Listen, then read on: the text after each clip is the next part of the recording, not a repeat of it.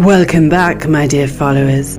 This is a new episode of the history of the American Mafia, a podcast brought to you by Fabio Fabiano and translated and read by me, Grace Cadlisi. I do hope you enjoy today's new episode. Murder Incorporated. Having established the commission, it became necessary for someone to enforce the boss's decisions. Therefore, in the 1930s, Homicide S.p.A., a joint stock company, was formed, which, for a certain sum of money, would threaten, maim, or kill those who disobeyed the wishes of the members of the commission. This organization was run by Louis Lepke Buchhalter and later by Albert Anastasia, but we've discovered that they weren't really pioneers in this line of business, so to speak. The first organization of the kind had been hired by Frank Costello and led by Willie Moretti. The leader of the gang of assassins and his men were ready to strike anyone, anywhere in the country. Moretti was a long-time gangster, a friend of Costello's and an associate of the Masseria gang during Prohibition. Moretti lived in upstate New Jersey. His career in Cosa Nostra led him to be a deputy boss of the Genovese mafia family, mainly managing the gambling racket. He was also known for being Frank Sinatra's godfather. It is said that it was thanks to his intervention that the famous singer was able to free himself from a lump sum contract stipulated with manager Tommy Dorsey. It was Willie Moretti himself who threatened Dorsey by pointing a gun at his throat, and the latter released the well-known Italian-American singer from the contract. Due to syphilis, Moretti's mental faculties deteriorated significantly, and therefore the mafia boss Vito Genovese, fearing that Moretti might speak and jeopardize the mafia organization, ordered his murder. On October the 4th, 1951, while Moretti was having lunch in a restaurant in Cliffside Park, New Jersey, in the company of other 4 mobsters, he was killed. The police found Moretti's body inside the club, with gunshot wounds in his face and on his head. The perpetrators and instigators of the murder were never identified. Another gang that Costello and the National Commission called to, let's say, defend their principles and interests was the one formed by the joint Italian-Jewish group. These Hyde killers were journalistically known as Murder Inc. or Incorporated. In the headlines of the sensationalist newspapers of the time, the executions were almost exclusively blamed on Murder Incorporated. Now, let's take a look on how the procedure that led to the executions on behalf of Cosa Nostra National Commission worked. The process was simple.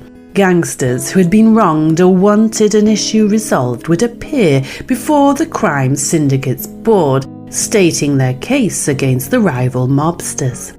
The council then issued a judgment and determined the sentence. At that point, Buchhalter intervened. Buchhalter, who was one of the members of the commission, on a mandate from that same commission, would have stipulated a contract on the head of anyone who had broken the rules of Cosa Nostra. The man for these tasks, or Buchhalter's favourite, was Albert Anastasia, a dull-eyed assassin nicknamed His Lordship the Executioner. Once given the contract, Anastasia would instruct Relays or Maione to carry out the murder, so the Brooklyn Boys, later known as Murder Inc., stepped in to carry out the sentence or inflict the punishment. Not only were the group of hitmen brutal and ruthless, they were also young and hungry. The Jewish killers would therefore assume all the risks in place of the Italians, but there was also another advantage. The latter were not aware of the reasons for the murder. If something went wrong and the killers who were mostly Jewish criminals, were arrested.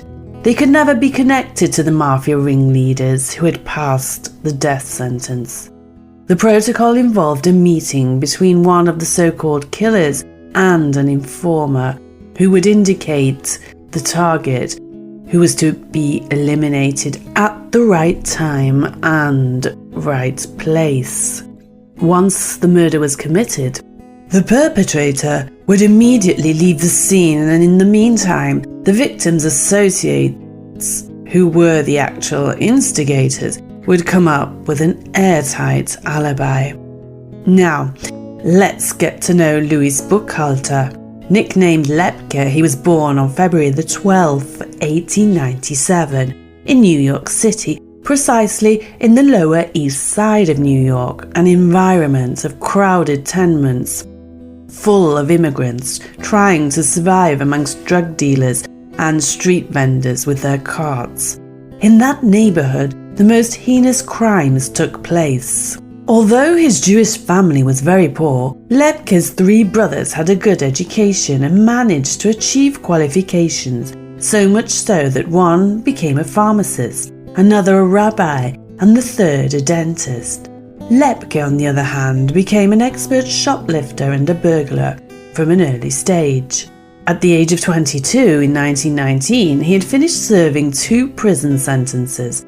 As soon as he was released from prison in 1920, in the midst of Prohibition, he joined a group of Irish, Jewish and Italian mobsters, engaged mainly in extortion, racketeering, but also in murder.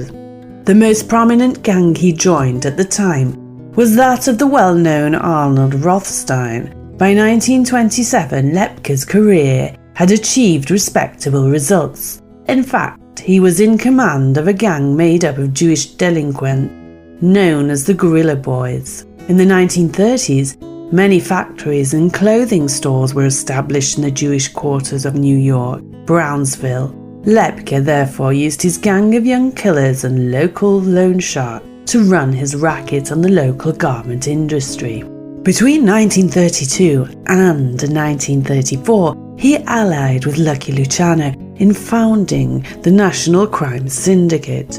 Around 1933, he assembled his top enforcer killers under the command of gunmen such as Albert Anastasia and Abe King Twist Relis, and established as a sideline an organization that will be remembered as Murder, Inc. In 1937, the US federal justice agencies in New York began closing in on Buchalter, forcing him into hiding, and only on August 24, 1939 did he reappear, tricked into surrendering to the FBI. Within a month, he was convicted of conspiracy to committing drug offences, sentenced to 14 years in federal prison. The following year, he was put on trial in New York for murder on the testimony of A.B. Relis and another former partner. Convicted, he and 2 of his lieutenants, Mendy Weiss and Luis Capone, died on the electric chair at Sing Sing State Prison, 1944.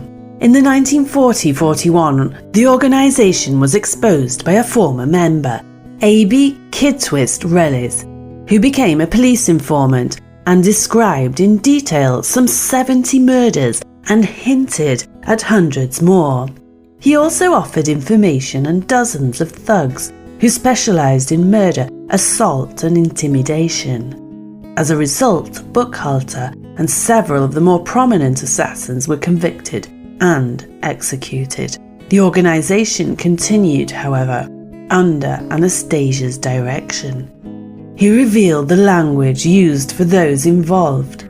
The assignment for a murder was a contract, the killing a hit and the victim a bum or a mark. In the 1920s and early 1930s, Meyer Lansky and Bugsy Siegel had dealt with contract killings in the New York area.